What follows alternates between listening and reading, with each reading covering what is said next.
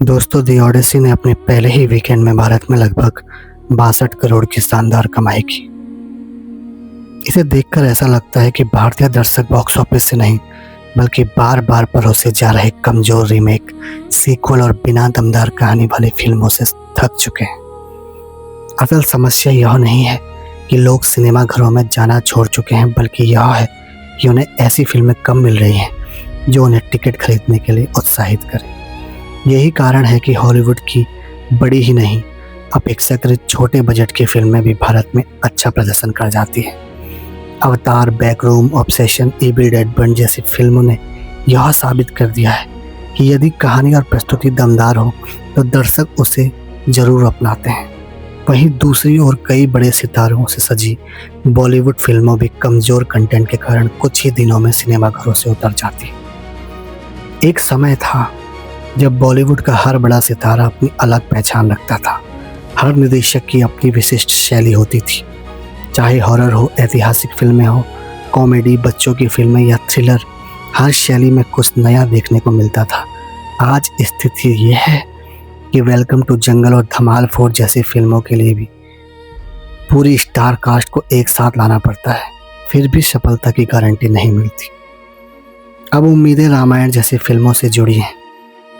यदि यह फिल्म सफल होती है तो ये बॉलीवुड के लिए एक नई शुरुआत साबित हो सकती है, लेकिन केवल एक फिल्म की सफलता काफ़ी नहीं होगी। बाकी निर्माताओं और निर्देशकों को भी नई कहानियों, नए विचारों और बेहतर लेखन पर ध्यान देना होगा। हालांकि इसकी जिम्मेदारी केवल फिल्म निर्माताओं की नहीं है, हम दर्शक भी इसके बराबर के भागीदार हैं। कई छोटी लेकिन बेहतरीन फिल्में दर्शकों का समर्थन न मिलने के कारण सिनेमाघरों में नहीं चल पाती और मजबूरन OTT पर रिलीज करनी पड़ती है। यदि हम अच्छी फिल्मों को समझ और समय रहते समर्थन दें तो इंडस्ट्री भी जोखिम लेने के लिए प्रेरित होगी। आज बड़े सितारों की फीस इतनी हो चुकी है कि कई बार निर्माता और निर्देशक कहानी, तकनीक और प्रोडक्शन पर उतना खर्च ही नहीं कर पाते, और जिनके पास बड़ा बजट होता है उनके पास कई बार मजबूत कहानियाँ नहीं होती। यही चक्र बार बार दोहराया जाता है। इसके विपरीत हॉलीवुड और हाल के वर्षों में कुछ यूट्यूब निर्माताओं ने यह दिखा दिया है कि सीमित बजट में भी बेहतरीन फिल्में बनाई जा सकती हैं। बैकरूम्स और ऑब्सेशन जैसी फिल्मों ने साबित किया कि अगर कहानी में दम हो तो दर्शक उसे जरूर अपनाते हैं। हाल ही में रिलीज हुई मैं वापस आऊँगा इसका एक और उदाहरण है।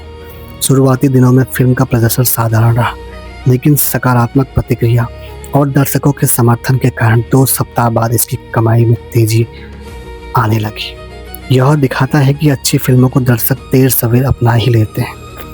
मेरी राय में बॉलीवुड को अब गंभीर आत्ममंथन की आवश्यकता है।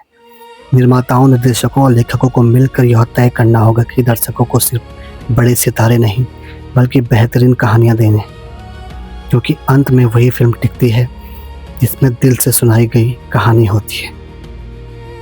अगर ऐसा नहीं हुआ तो दर्शकों का भरोसा लगातार कम होता जाएगा और बॉलीवुड को इसका बड़ा नुकसान उठाना पड़ सकता है।